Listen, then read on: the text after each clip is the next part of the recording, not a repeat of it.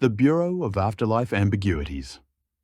In the bustling corridors of the Bureau of Afterlife Ambiguities, Harold McNugget tapped at his keyboard while struggling to remember the last time he had seen actual sunlight. He was a 35-year-old data entry clerk, or as he liked to call himself, the noble steward of interdimensional clerical duties. To everyone else, he was just another menial public servant, just like the shifting shadows that seemed to haunt the corners of the office he worked in. Day in and day out, Harold's job consisted of processing forms filed by souls caught in the limbo of purgatory. "Oh, is this heaven? H-E-double-L?" read one form, attached to another marked decidedly "Do not enter." The bizarre requests never seemed to end. Yet, despite the incessant paperwork and the fluorescent lights that flickered ominously, Harold had grown fond of his role. After all, somebody had to make sure the paperwork was in order before sending the dearly departed off to their final destination. But today had felt different. Drawn by a sudden reel of curiosity, as if zapped by one of the many bizarre anomalies that adorned the office, Harold couldn't help but piece together what was really happening around him. "Wait a second," he muttered to himself, pondering a stack of forms that requested escaped souls looking to reclaim their earthly coffee habits. "This isn't a regular department, this is purgatory." His eyes widened as enlightenment flickered through him like a particularly shocking electric shock therapy. He glanced around. The ever-so-repetitive desk of Jillian, who haughtily coordinated the bureaucracy of sins, and the apathetic Ron, who reviewed limbo appeals while listening to soothing sounds of whale music. "Hey guys," Harold exclaimed, barely containing his excitement. "This is purgatory.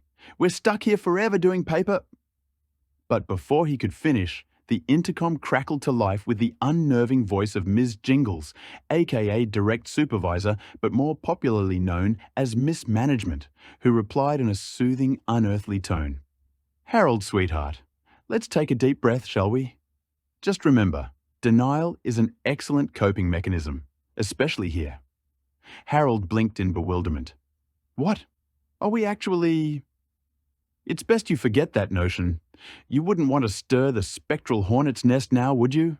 she replied, her smile dangerously toothy.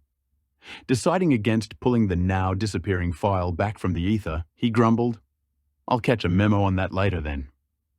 With barely a dose of daydreaming, Harold turned to his colleagues, inquiring about the candid nature of their eternal employment. However, a shroud of silence encapsulated the room, as if an impromptu mime convention had sprung up. Realization hit hard. They were all in on it. He could just imagine their conversations. "Oh, I do love my endless toil. The thrill of unauthorized afterlife adjustments truly adds to office charm." Or, "Hey, pass the form of guilt, would you? It's on aisle 5 next to the regret." Tired of being in limbo, both literally and figuratively, Harold decided to make a break for it. He slipped out from behind his desk without attracting the attention of his fellow enslaved souls. Dashing through the open doorway, his heart raced as he bolted past nomadic paperwork, flying through the air like flocks of lost souls. "What are you doing?" The papers seemed to screech, but he didn't stop.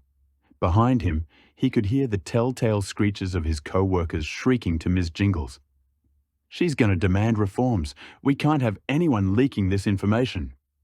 Desperate for freedom and a life, or afterlife, without forms, Harold raced down the narrow hallway lined with monotonous grey fog, ducking behind various ethereal filing cabinets that were too busy bickering over outstanding complaints. "Help! No help, only forms!" With a sharp turn at the elevator, he narrowly escaped confrontation with Ms. Jingles herself, who wielded an ominous stapler like a weapon and shouted, "Get back here, Harold!" Spurred on by fear and existential dread, he yanked the nearest emergency button that looked suspiciously like a glowing red doom button. With a clap of thunder, the elevator doors opened, and in a heroic leap worthy of any action flick hero, he vanished into the light of oblivion. Moments later, he found himself sprawled on the carpet of his mundane apartment, surrounded by the chaos of bills and unopened mail.